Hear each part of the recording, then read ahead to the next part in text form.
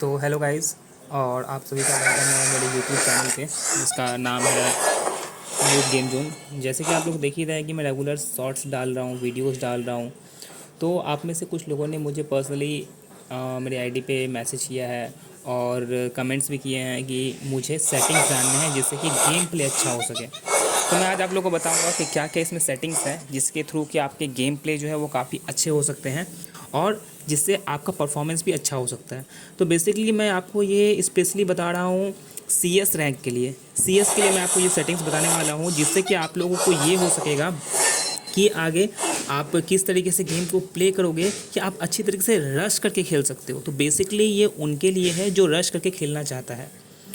तो अगर सेफ खेलना चाहते हो या फिर आप मतलब कि रश नहीं करना चाहते हो तो आपके लिए ये वीडियो नहीं है।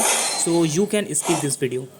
तो चलिए टाइम ज़्यादा ना लेते हुए शुरू करते हैं। जैसे कि आप देख रहे हैं कि ये मेरा आईडी है और मैं स्पेशली अगर आप में से बहुत कोई आईडी के बारे में बोल रहे थे तो मैं आपको अपने प्रोफाइल में जाके अपना आईडी दिखा देता हूँ। तो देखिए ये मेरा आईडी है। आप में से अगर कोई भी चाहें तो यहाँ पे इस आईडी में जाकर के मुझे रिक्वेस्ट भेज सकते हैं, मैं एक्सेप्ट कर लूँगा आपका रिक्वेस्ट। ठीक है, अब नेक्स्ट चलते हैं डायरेक्टली कि क्या हमारे कैरेक्टर्स होने चाहिए जिससे कि हम लोग अपने अच्छे तरीके से गेम प्ले को इम्प्रूव कर सकें। तो चलिए चलते हैं।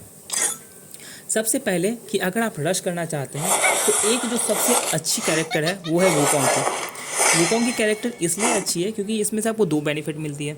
सबसे पहला बेनिफिट तो आपको ये मिलता है कि आप अगर वुकोंग बन जाते हो तो आपको आपके ऊपर बहुत ही कम मतलब कि सामने वाले की एक्यूरेसी काफ़ी ज़्यादा कम हो जाती है कि आपको हिट होगी।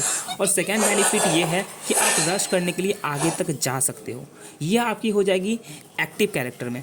तो जैसे कि आपको पता है कि आप एक एक्टिव कैरेक्टर के साथ 3 पैसिव कैरेक्टर भी ले सकते हो। तो पहला तो आपको एक्टिव कैरेक्टर जो था वो वुकोंग की थी। अब चलते हैं हमारे पैसिव कैरेक्टर की ओर। तो सबसे पहला पैसिव कैरेक्टर जो है, जैसे कि आप देख सकते हैं मैं यहाँ पे चूज़ करके रखा हूँ जिसका नाम है दासा।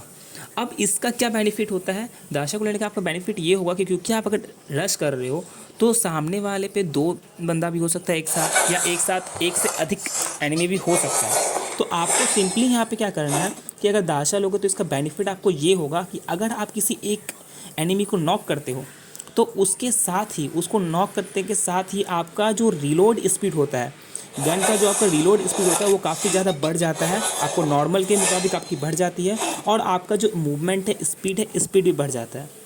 इसके साथ जो सेकंड में लिया हूँ मोको। अब मोको से बेनिफिट क्या होता है कि अगर वहाँ पे एक से ज़्यादा एनिमी है तो आप जैसे भी एक एनिमी को अगर हिट करते हो तो उसके आसपास अगर कुछ भी एनिमी है तो उसके ऊपर एक एरो टाइप का बना हुआ आ जाता है और आपको मैप में दिख जाता है, मतलब सामने आपको दिख जाता है कि कितने बंदे हैं। अगर 2 एनिमी है तो 2 एरो बन के आएगा, जहाँ जहाँ एनिमी है वहाँ वहाँ आपको एरो बन के दिखेगा कि एक एनिमी यहाँ है, दूसरा एनिमी राइट में है, लेफ्ट में है, आपको ईजिली दिख जाएगा। और तीसरा जो कि है ये मैं लिया हूँ नाइडी का। इसका क्या बेनिफिट होता है नाइडी का कि अगर आप ग्लू वॉल लगाते हैं तो आप चूँकि रश करने गए हैं तो आप सोचिए कि कम से कम आपको मेडिकेट करने का मेडिकेट यूज़ करने की ज़रूरत पड़े और कम से कम आपको हील करने की ज़रूरत पड़े। तो इस जगह पे आप क्या करोगे कि नाइडी को जैसे आप लोगे, जैसे ही आपके ऊपर हिट हुआ या फिर आपके ऊपर फायर हुआ तो आपका जैसे HP और हेल्थ आपका जैसे ही कम हो जाएगा तो आप जैसे ही ग्लू वॉल करोगे तो आपके आसपास के रेंज में एक सर्कल टाइप में बन जाता है और उससे आपका हील अपने आप हील हो जाइएगा और आपके जो EP है ऑटोमेटिकली रिकवर हो जाएगा। चलिए इसकी सेटिंग के साथ एक गेम प्ले देखते हैं और 2-3 शॉट्स देखते हैं कि किस तरीके से हम लोग इन सब का यूज़ कर सकते हैं। तो आइए चलिए स्टार्ट करते हैं।